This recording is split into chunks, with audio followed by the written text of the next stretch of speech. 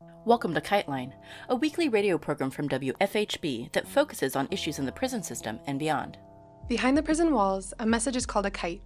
Whispered words, a note passed hand to hand, a request submitted to the guards for medical care. Illicit or not, sending a kite means trusting that other people will bear it farther along until it reaches its destination. Here on KiteLine, we hope to share these words across the prison walls. Before starting with this week's theme, we wanted to share some prison-related news and announcements. The North Carolina state prison system shut down 3 prison facilities to reshuffle staff and address an upswing in COVID-19 cases, in part by creating a medical surge unit. Commissioner of Prisons Todd Ishii says all 3 closures are temporary, though the possibility of state budget cuts over the next year make that hard to guarantee. The system suspended operations altogether at Randolph Correctional Center. It closed minimum security units at Southern Correctional in Montgomery County and Piedmont Correctional in Rowan County, though other units there remain open. Southern Correctional has turned some of its regular beds into hospital beds so it can serve as a medical surge unit. Much of the staff from Randolph have been diverted to Greensboro to monitor inmates admitted to the hospital. Prison spokesman John Bull said only 10 inmates out of some 30,000 in the system were hospitalized for COVID-19 per the state's vaccination rollout plan. Prisons, and especially staff and older and sicker prisoners, will be one of the top priorities when vaccines are available, along with nursing homes, other congregate living settings, and people at high risk for a severe case of COVID. Ishii told lawmakers that prison workers are tested for the virus every 14 days now at high-risk locations, and that 5% of staff and inmates system-wide are tested monthly at random. The system had 318 staffers out of work because of COVID-19 positives or exposure protocols as of November 24th. Inmates in Menard Correctional Center are reporting that all inmates are being locked in their cells 7 days a week, with only 1 hour a week on the yard for movement. Inmates are also reported to have no phone access. Securus Technologies, the company contracted by the Illinois Department of Corrections, has not repaired phone infrastructure, leaving 500 inmates housed in the West Cell House in Menard Correctional Center to share 3 to 4 remaining operational phones. Public officials acknowledge that prisons are COVID-19 hotbeds and plan to give priority vaccinations to corrections officers, but not to millions of vulnerable inmates. There is broad consensus that healthcare workers should be vaccinated first, followed by those in long-term care facilities, then essential workers, then medically vulnerable and elderly people. Prison inmates are not ranked in these top tiers, even though some of the largest COVID-19 outbreaks happened in prisons, and inmates are 4 times more likely to be infected than civilians.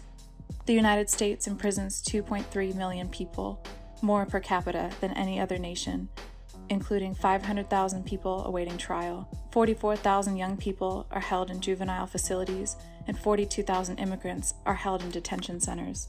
At least 200,000 inmates have contracted COVID-19, and at least 1,450 inmates and corrections officers have died. Up next, we have a follow-up conversation with Corey Cardinal, who has spoken with Perilous Chronicle on our past 2 episodes regarding a hunger strike at Saskatoon Provincial Correctional Centre in Saskatchewan, Canada. Previously, Corey detailed his experiences during and after the hunger strike, and now he gives us some updates and tells Perilous about the inmates' rights issues that led up to the hunger strike. Thought I'd give you a little update and maybe a little bit more insight as to the broader context of the eradication of inmate rights. According to Saskatchewan Health Authority guidelines now, because the ministry is taking direction and guidelines on how to best manage the infections here, so they've now grouped together the negative inmates together and move them into an area of the correctional together. So And then they put all the positive inmates that were infected into one area of the jail. So I'm housed with all negative inmates through two COVID tests, which would group us together as classification of COVID negative. So I'm on the dorm, one of the dorms that was involved in the hunger strike. So they grouped all those inmates together that were positive into a higher security area with cells. And then they moved all us in a dorm here that was overcrowded at one time, but now, because of diminished inmate counts and public pressure from various organizations here, where there's now at 50% capacity in this dorm. I don't know how it is in the other dorms, but I don't know what work's being done in the public prosecution's office, but I know that they've been releasing inmates that fall within the criteria for probable release criteria, right? So RLs, which more commonly called an early release, reintegration leave. You have to fall within a criteria, like stuff according to whatever qualifies as for your reintegration leave, whether it's a humanitarian integration leave or just for rehabilitation. So there's a lot of inmates that are trying to access social supports here and trying to, because there's some housing issues going on out there. So I've been reaching out to John Howard to increase supports and make available for inmates here so that they can more readily access social supports. And so they've given us another extra call, another 10-minute call, so it just kind of makes things a little bit better, you know. It's a gesture. There's inmates here that are trying to get support, housing, addiction, everything basically to meet their needs, their criteria for the RL and be released. So the correctional it's operated on a system of earned privilege. So you got your hole, you got the hole, the holding cells, then the segregation. You earn your way to good behavior to different segments of earned privilege, more open units, right? So you go from the holding cells to segregation, which administrative and disciplinary segregation, to semi-segregation, which you come out more based on your behavior, and then you go from there to the dorms, which is just kind of open scenario. There's 6 units that are dorms here, so from there, you earn your way to the units, the living units, which is cells, but you come out a little bit more. They also use those for behavior modification units. And that's also where they house most of the gang members, because this summer there was a fallout in some gang activity that happened. I don't know if you're familiar with that, and then from there, you come to the privilege units ECHO, which is these units. And then from here is where you earn your programming. You get access to programming here, access to jobs, kitchen workers, maintenance workers. You can go around and sweep and stuff, and there's more casework involved here. It's just a lot more opportunity in this earned privilege units. So basically, you have to earn addiction programming. So you get no programming in any of the other units unless you make it through a different classification to these earned privilege units. And then from here, you're more likely, your opportunity rises more here to go to reduced custody, such as urban camp, which would be the next level of earned privilege unit. And then from urban camp, you go work in the community and this and that. You can, there's a lot more privilege. And then the reintegration unit, which is more commonly called CTR. So that's in the community. So that would break down your system of earned privilege units and your classifications. So I just wanted to maybe emphasize a lot of, on a more general scale, of how the inmate rights have been deteriorated, stemming back from Brad Wall, prison reform. So I don't think they understand the context of how everything got taken away through prison reform, right? So I just wanted to briefly maybe give you an idea, since Brad Wall kind of reformed the prison and took away basically everything. So he privatized the food services, so then it reduced the cost, a cost-effective way to feed inmates. Here in Saskatchewan before, it was government run, and so it was just a cost-effective solution accountable to taxpayers, right? And then he took away all the clothing, so now we institutional friendly clothing, and in doing so reduced our our individualism. So we have institutional clothing. The phone system, privatized that from a cellmate.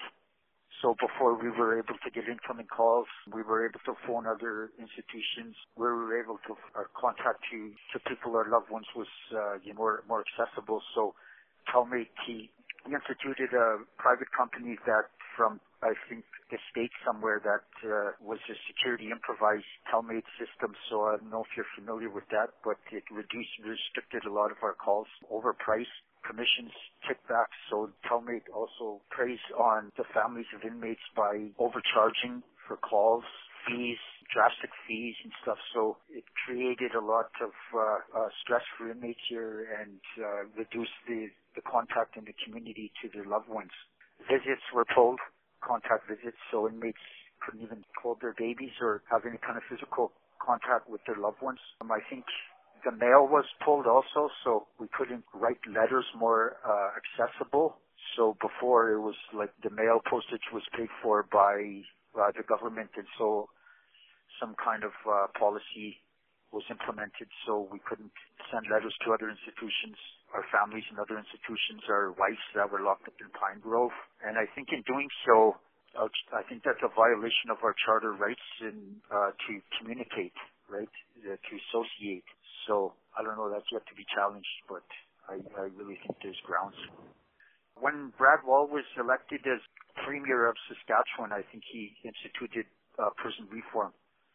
So that's over a span of his term as Premier is when things started changing for the inmates, right? Like the eradication of our rights. And also like a tough on crime agenda from Stephen Harper also see mandatory minimums, I think, for a lot of charges, but a lot of them got shot down by the Charter of Rights, right? They were deemed unconstitutional, so, but a few of them stood. And also, like, I think a tough on crime agenda from Stephen Harper, I think he introduced legislation that amended the criminal code to take away 2-for-1 remand credit for remanded individuals. We don't get double time anymore because of access to programming, like before in programming and the remanded, if you're remanded, you don't get no programming or nothing, like you don't get basically anything as opposed to sentenced individuals, right? So sentenced individuals serving sentences get more rights, more access to programming, basically more opportunity than remanded individuals. And in Canada, there's a principle that the law sits on, and that's the right to be presumed innocent, right? Unless you're guilty, unless you're proven guilty in a court of law. So there's more rights being given to people that are guilty of a crime instead of remanded individuals which aren't even convicted of crimes yet. So I think that one is a little bit noteworthy too. So a lot of these variables played into a tough on crime agenda. A progressive, conservative minded voter base also played a lot, I think, into the eradication of inmate rights also. So there's a lot of variables here that I've mentioned also. So things are getting worse in jail. In regard to these changes that were instituted by Bradley Wall, these privatization of the different mechanisms of the prison historically, was there a change or an increase in protest on the part of prisoners, or did prisoners respond? I see what you're saying, yeah. Not really from what I've seen. I know there's a lot of drastic action, riots. I know there's a lot of riots that I've seen. Yeah, so like I know there's a high level of stress, a breakdown in communication between the common staff and the common inmate. There's been a lot of fights that I've seen, a rise in gang activity that I've seen. I know the Saskatoon is home to a lot of gangs. It's the most embattled, exploited, overcrowded correctional for Aboriginal men in Canada, I'm pretty sure, if I'm not mistaken. So there's been a lot of violence. There's been multiple riots. One riot here in the big dorm was over staff, not something about access to ceremonial smudging activity, and so that's what sparked that one, if I'm not mistaken. So there's been a breakdown in the rights of the inmate, and it's been causing stress, and it's been causing animosity and an unsafe environment, just a general unsafe environment, So they've taken so much from us. They took our clothes, they took our food, basically privatized it. They restricted the phones. They took the mail, the visits, and the $1 a day too. They took that. So I mean, they just broke down like everything. Like they just reduced us to eating watered down peanut butter and jam sandwiches, and reduced us to paying for inflated canteen prices, which sows divisions and which creates, a lot of inmates. It creates tension with the inmates because of overpricing, and it creates a stingy atmosphere, right, with inmates. So they're reluctant to share. So, increases thefts amongst the inmates, and I see lots of fights over canteen because of overpricing. I think it's all very relevant to put that into context. And thank you for listening to me, and thank you for, amplifying my voice for me on behalf of the inmates. Compassionate release is the principle that sentences should be adjusted given, quote, particularly extraordinary or compelling circumstances, which could not reasonably have been foreseen by the court at the time of sentencing, unquote. While it is usually considered from the perspective of an individual prisoner suffering, for example, from a terminal illness, compassionate release has become an urgent, collective demand in the face of the COVID-19 pandemic, as it spreads within the crowded, poorly ventilated prisons across the United States and elsewhere. Many of the authorities' claims of pursuing compassionate release on a meaningful scale last spring have fallen flat, with release only being doled out to a tiny proportion of prisoners. Even many prisoners held for technical violations of their probation or parole are still being denied conditional release. WFYI reported earlier this week that only 27 people have been released in Indiana's state prison system due to COVID-19 concerns, out of a prison population of 26,000. We now air the first of 2 episodes dealing with compassionate release, as Alison Guernsey tells us the history and barriers involved in this form of sentence reduction. My name is Alison Guernsey, and I'm a clinical associate professor at the University of Iowa College of Law. I run a federal criminal defense clinic, and I used to be a federal defender trial lawyer in the Eastern District of Washington before I came to Iowa. Compassionate release in the federal criminal system is rooted in a particular statute that was enacted as part of the Sentencing Reform Act of 1984. And that particular statute is 18 United States Code Section 3582 C1A. And it's quite a mouthful, but essentially what we've done throughout the years is we've distilled that code section down colloquially into what we know as compassionate release. It's important to know, however, that the statute itself is not actually called a compassionate release statute. Instead, the statute provides for specific circumstances in which district courts or sentencing courts can reduce a sentence that's already been imposed. And one of those circumstances in which a court can reduce a sentence that's already been imposed is if the individual who is seeking a reduction can establish what we know as extraordinary and compelling reasons.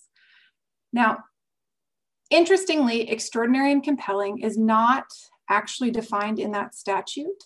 Instead, that statute refers individuals under its provisions, or essentially says to the United States Sentencing Commission, hey, United States Sentencing Commission, you need to develop criteria or a definition for extraordinary and compelling reasons. And the Sentencing Commission then has the authority to do that. So the statute was first enacted in 1984, but the Sentencing Commission did not, in fact, start to enact a policy statement or to develop what extraordinary and compelling circumstances was until 2006. So in other words, it waited over 2 decades to sort of tackle the task that Congress had given it. It started developing its first, what we call a policy statement in 2006. It did some amendments in 2007, and it also did some amendments in 2018. One of the weird things about what happened, though, is that the Sentencing Commission never actually defined extraordinary and compelling. What it did was just start to list a series of examples, right? And so the examples that it has are the types of things that we think of, I think, when we think about compassionate release. People who are suffering from terminal illness, individuals who are suffering from debilitating medical conditions, individuals who are really at the higher end of their life, right, in terms of age, who are 70 plus, who then maybe have served a large portion of their sentence, maybe some people who are a little bit younger, but who have really debilitating medical conditions. So it created this list of things that I should say that the Sentencing Commission thought were extraordinary and compelling. And then it had a provision for the death or incapacitation of a minor child, a spouse, or a registered partner. And then the last sort of example that it had was something that we refer to as the catch-all phrase. And it basically said, release would be okay if the BOP director determines that there exists in an individual's case an extraordinary and compelling reason other than the ones that are listed, or some unnamed extraordinary and compelling reason in conjunction with some of those that are listed. But again, it never really defined extraordinary and compelling. It just gave us this list of potential examples. So what happens is that the statute is not used, right? It's not used because one of the peculiar things about it is under its terms, it's only the Bureau of Prisons that's authorized to move for a reduction in sentence. And what this means is the Bureau of Prisons serves as a gatekeeper. The Bureau of Prisons is responsible for looking at the individuals that are living in a particular facility under their control and weeding out people that they think are either fit this criteria or otherwise deserving of compassionate release. And so even though there is this legal criteria, according to some of the work that FAM and other organizations have done, you see that the Bureau of Prisons has in fact developed over time sort of its own criteria that it's applying to these compassionate release requests. And they're criteria that may not actually be consistent with what's in the statute or what's in the Sentencing Commission policy statement. For example, is the individual going to pose a danger? And not even looking at whether they qualify under other criteria. Or frankly, I think there's some general consensus that the Bureau of Prisons was looking at people and just saying, hey, does this person deserve it, right? Deserve it in the Bureau of Prisons conclusion, right? So not only do you have the BOP serving as a gatekeeper, the BOP is developing its own criteria and regulations. It's not applying the criteria as they exist. And so because the BOP is the only one that can move the court to grant someone compassionate release, it's not happening. It's not happening at all, in fact. And I think that there was an Office of the Inspector General report in 2013, I think was the first OIG report to really delve into the compassionate release statute. And it found it very troubling. It found it very troubling that the Bureau of Prisons wasn't following necessarily the law. It found that the Bureau of Prisons wasn't referring many motions to the court to grant release. And it also had some pretty troubling statistics. So if I look here, it turns out that the BOP approved only about 6% of 5,400 compassionate release applications that were received between 2013 and 2017. And in that same time period, about 266 people died in custody while waiting for the BOP to review their applications. So we have this statute that is supposed to provide the courts with a way to release people early from terms of imprisonment if they have extraordinary and compelling reasons, but we have a BOP and a sentencing commission that haven't provided clear guidance as to what extraordinary and compelling reasons are. We don't get any judicial development of that as a definition because the people who are trying to seek release aren't even able to petition the court themselves. If they petition the court is required to dismiss their applications for lack of jurisdiction. The Bureau of Prisons is not moving on behalf of anyone, clearly even people who are incredibly sick because they're dying in custody. And so at some point, I think a bipartisan group in Congress and really hardworking criminal legal reform advocates from a variety of different organizations get together to push Congress to say enough is enough. It's not only frustrating people who are dying in prison, but it's frustrating people who are advocating on their behalf. And frankly, it's frustrating Congress people whose whole intent under the statute was to provide judges a way to allow individuals who were in need of early release to get early release. So enter the First Step Act of 2018. And one of the provisions, of many provisions under the First Step Act of 2018, was a desire to expand compassionate release and to expedite compassionate release applications. So not only allowing people who otherwise wouldn't be able to get to the court, but then also allowing them to get to the court much more quickly. There was no timeline on what had to happen in the BOP before, and hence you see a lot of people passing away without ever having had their request resolved. So what happens under the First Step Act of 2018 is it essentially, well, I should say it pushes the BOP to the side a little bit. Now the BOP is still for the first gatekeeper in a very, I think, minimal way, in the sense that now if an individual wants to apply for compassionate release, or I think it's probably better called if the individual wants to file a motion for a reduced sentence, then the individual still has to ask the BOP first.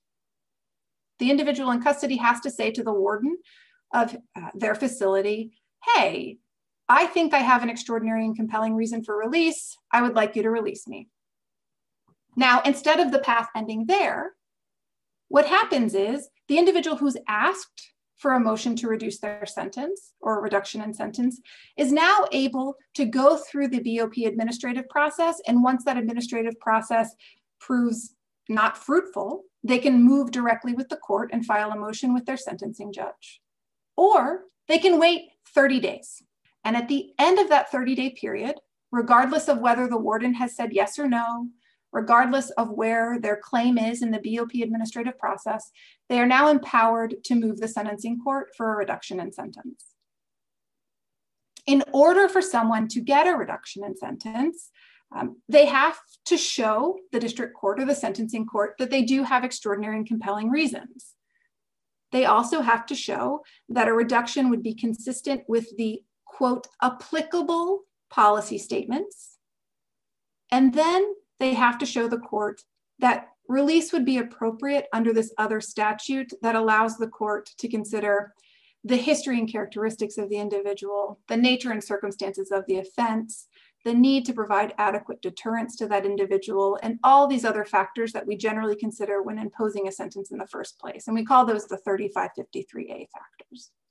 Unfortunately, what happens for many of these individuals is that they're not entitled to a lawyer when they move for compassionate release in the district court. Whether you get a lawyer depends 100% on the jurisdiction in which you were originally sentenced, because some jurisdictions allow the Federal Public Defender's Office to take these cases and to work through these cases with the individual who's trying to seek a reduction, whereas some jurisdictions, the Federal Public Defender's Office simply don't have the resources to do it, or perhaps the court has said, we are not going to authorize you to do it.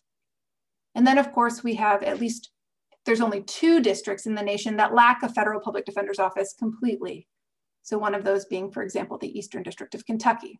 So in many cases, you have people who may have really interesting claims or strong claims that they have extraordinary and compelling reasons and should be released, but they don't have the assistance of a lawyer to do that.